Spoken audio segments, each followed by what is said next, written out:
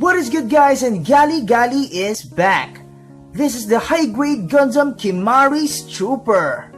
Of course, this Gundam is obviously quite similar to the regular Kimaris, only with a ground type look. To be honest, this is my favorite design from the IBO line. Just look at it.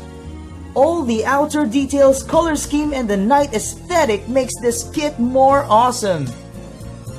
Unlike from the regular Kimaris, the Trooper has a lot more purple and violet, which adds more style and dynamics in the overall design. And this one is sleeker and a little bit more in proportion if you ask me. I even like the head sculpt better than the regular one. For the stickers, of course, you'll only have some, which is great for a high grade, such as the eyes on the back skirt and the forearms. The only thing I don't prefer is the oversized back skirt. In this form, it doesn't suit the kit that much when it comes to the overall proportion, but it's necessary for its Trooper mode. Since the proportions are a lot better, does it affect the opposability? Well, you think?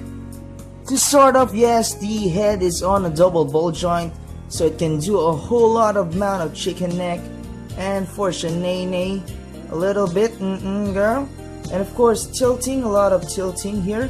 Just be careful onto the antennas of the head here, and of course can look up that far, really nice, and look down that far. And of course, rotations, it's on a ball joint. Now for the shoulders, of course, you will see that it has a hinge here that can go up like that, down like that. Of course, ball joint onto the shoulder itself, connected to the torso, it can go 360. There's a bicep swivel, single jointed elbow, which is still pretty nice, and a ball joint on the wrist.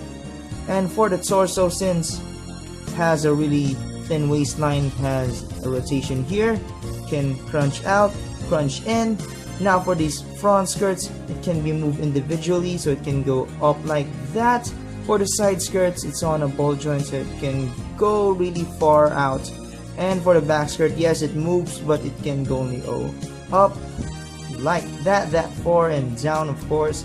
Now for the legs, of course, since the front skirt moves, can go kick that far. Of course, for the back skirt, back that far and outward for full splitting, really nice. And there's a thigh swivel there. There's a double jointed knee, really nice. And of course, for the foot here, there's no ankle guard. There really is an ankle guard, but it is connected to the foot, but it can go up like that, down like that even more, and some nice pivots, but it only serves onto the toe only. And for the backpack, I noticed that it can move just a little bit here, but that's just it.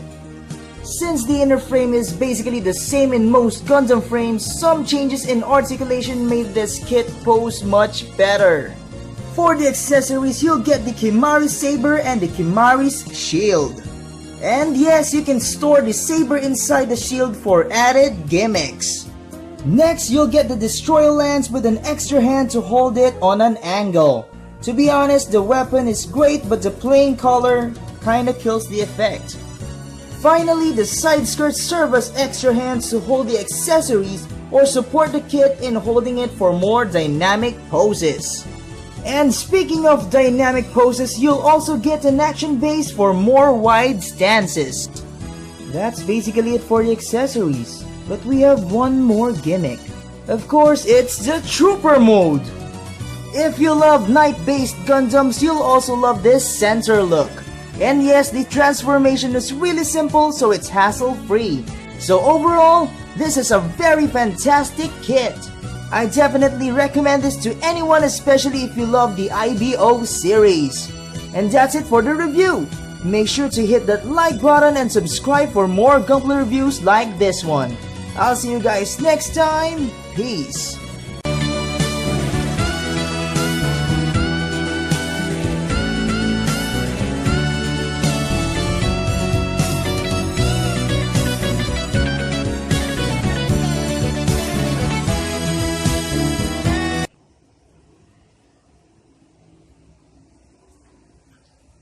Have a D my ass.